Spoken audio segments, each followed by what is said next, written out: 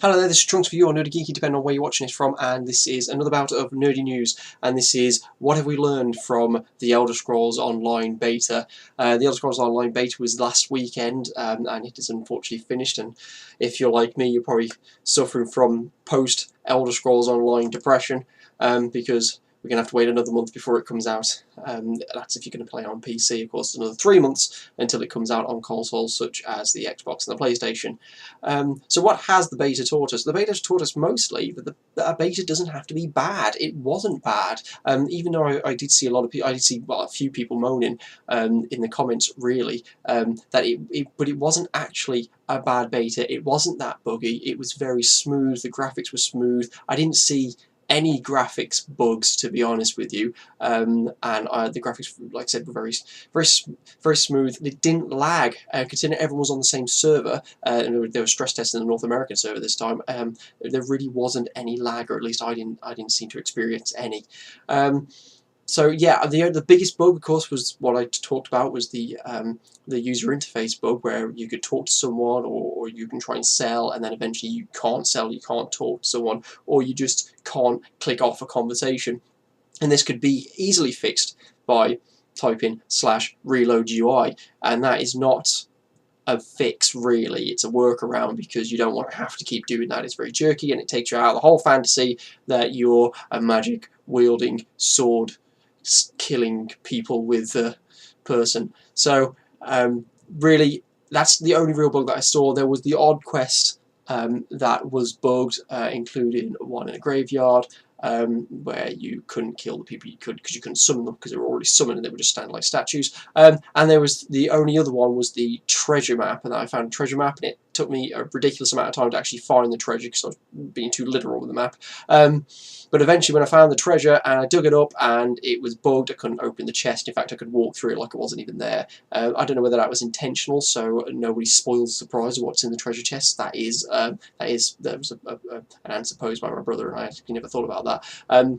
But at the end of the day, it could have been bugged. It seemed to be bugged, and I did waste a lot of time trying to find that chest. But that wasn't that bad, because everything else worked. All the other quests worked, and the quest logged work once you get used to it. It looks like it's bugged, because you expect all quests to be shown at all times, but it's really not. You have to go in and you have to select which quest you would rather do first, and then it shows up on your map. And it's a way of, I guess, directing yourself not to just become overwhelmed with quests. I've only played, obviously, the lower levels. I only got to about level 6 or 7.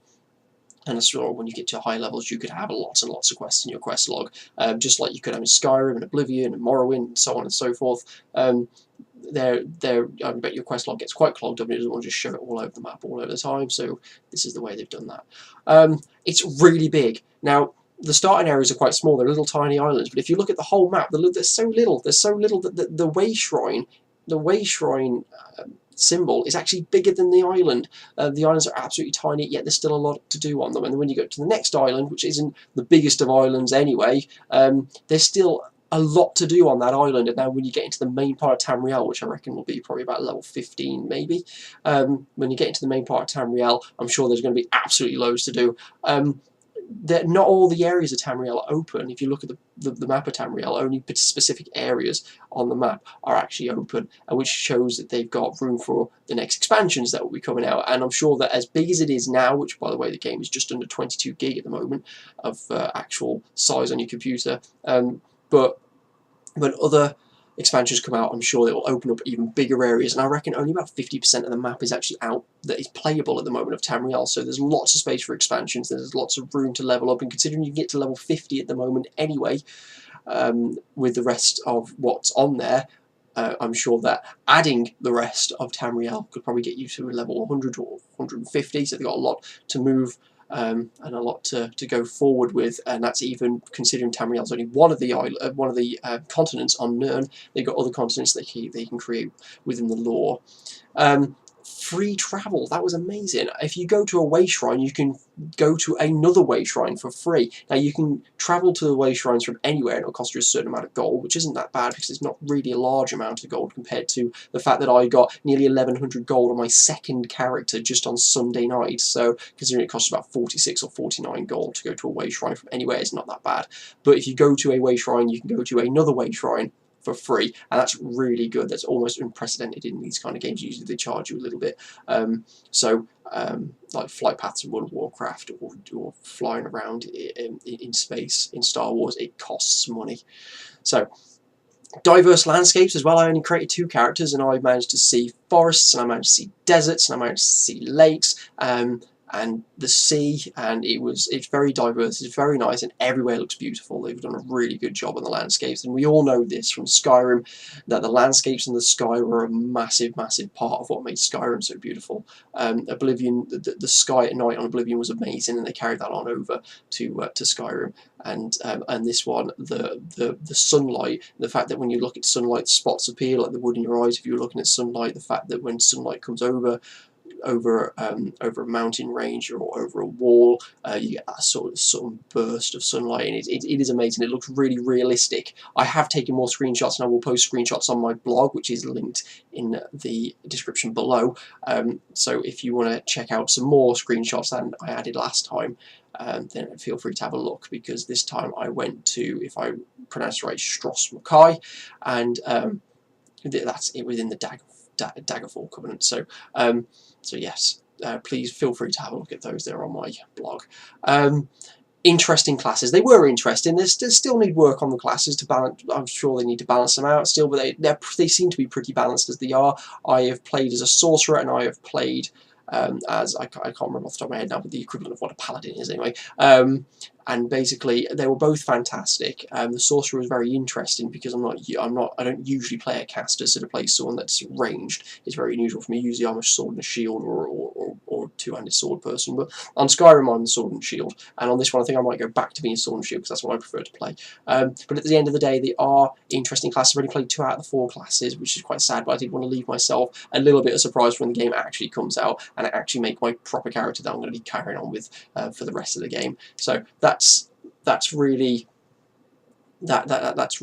what struck me as quite good, because there's so many games out now. Making characters interesting, making classes interesting is very difficult. So they have made them interesting. You can be a heavy armor mage, you could be a light armor warrior, though I don't know how far you're going to get being a light armor warrior. But I use mage and warrior because I'm so used to World of Warcraft. But a sorcerer. But basically, you can be anything you want. You can use any weapons you want, and some weapons don't suit the class, but you can use them if you want. I was very tempted to actually make a sorcerer with a bow, just in case I've run out of magic and I can still do ranged attacks, especially if you're in groups like raids and such like that. I'm sure that might be useful. But there's lots of ideas and there's lots of things to try out, and the great thing about the game is it's so versatile. You can try it out as many times as you want and make lots of different characters you want, and they're all very different. The talent trees are very interesting and very unusual, and that's why I'm very much looking forward to seeing people specking not only into abilities but also into different professions. And you can do all the professions if you want to be a little good at all of them, or be really good at some of them. And I will likely myself take my usual, which is enchanting and armory. So I do want to make weapons and armor, and I also want to enchant them as well, and I'm not really big on things like cooking and stuff like that. But that's what the Elder Scrolls Online has taught us, that the game can be very good even at beta. Now, there's only a month till it comes out, so they're going to tweak it, I'm sure, and then bring it out. And I'm sure there'll still be bugs. Do never ever expect a game to release without bugs. There are always bugs. There are tons of bugs in Skyrim. You had to download lots of patches to patch them all out. And there's tons of bugs in lots of other games that come out. There were bugs in Fallout. There were bugs in all manner of games. There will be bugs when it comes out, so please don't be surprised. And please don't moan about them too much, because it does annoy other players. And that's just general etiquette. But don't worry, because the bugs will be patched out. It is an MMO, so they will be constantly bringing out patches. Most people bring out patches every week for MMOs, so that's not too much of a problem. Anyway, thank you for watching this, and I hope you enjoyed it. Please leave comment, and please leave comments in the comment section below. I apologise for stuttering there. And please feel free to visit my blog, which is in the description below. My blog also links out to all my other social networks, which is Facebook and Twitter and Instagram, and I do have a Tumblr that I may add eventually, but that's mostly just my own little fun project. But thank you for watching, and I will see you later.